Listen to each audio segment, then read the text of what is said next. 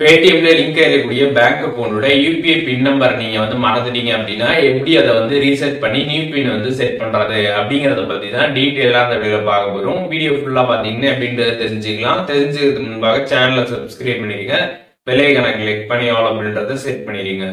வீடியோக்குள்ள போலாம்.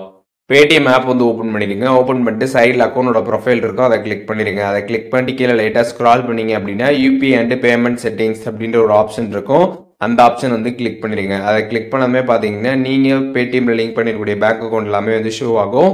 அதில் எந்த அக்கௌண்ட்ல இருக்கக்கூடிய யூபிஐ பின் நம்பரை சேஞ்ச் பண்ண நினைக்கிறீங்களோ அதை நீங்கள் கிளிக் பண்ணிடுங்க. கிளிக் பண்ணாமே பார்த்தீங்கன்னா அதில் யூபிஐ பின் நம்பர் கொடுத்துருப்பாங்க. அதில் பக்கத்தில் சேஞ்ச் ஆப்ஷன் இருக்கும்.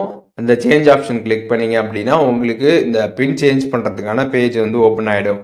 இப்போ உங்களுக்கு ஓல்டு பின் தெரிஞ்சிச்சு அப்படின்னா நீங்கள் கீழே பார்த்தீங்கன்னா ஐ ரிமெம்பர் மை ஓல்டு பின் அப்படின்ற கொடுத்துருப்பாங்க. அதை நீங்கள் கிளிக் பண்ணிட்டு இப்போ நீங்கள் யூபிஐ பின் என்ன வச்சுருக்கீங்களோ அந்த பின்னை என்ட்ரு பண்ணிட்டு நீங்கள் நியூ பின் என்ட்ரு பண்ணி நியூவாக பார்த்தீங்கன்னா பின்னை சேஞ்ச் பண்ணிக்கலாம்.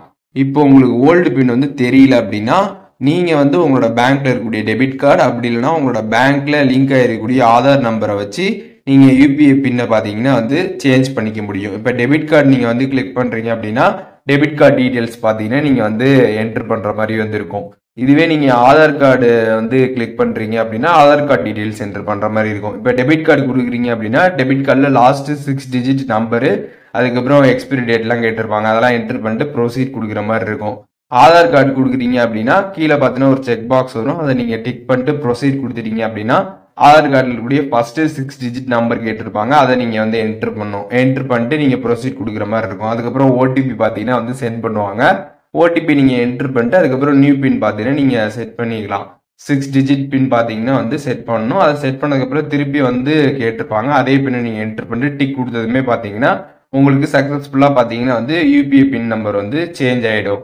ஸோ இப்போ இந்த வீடியோ மூலியமாக பேடிஎம்ல லிங்க் ஆகிருக்கக்கூடிய பேங்க் அக்கௌண்டோட யூபிஐ பின் நம்பரை எப்படி சேஞ்ச் பண்ணுறது அப்படிங்கிறதுக்கான டீட்டெயில்ஸ் தெரிஞ்சிருப்பீங்க. இதில் எதுவும் டவுட் இருந்துச்சுன்னா கண்டிப்பாக கமெண்ட்ஸில் மென்ஷன் பண்ணுங்கள், நான் எல்லாருக்குமே ரிப்ளை பண்ணுறேன்.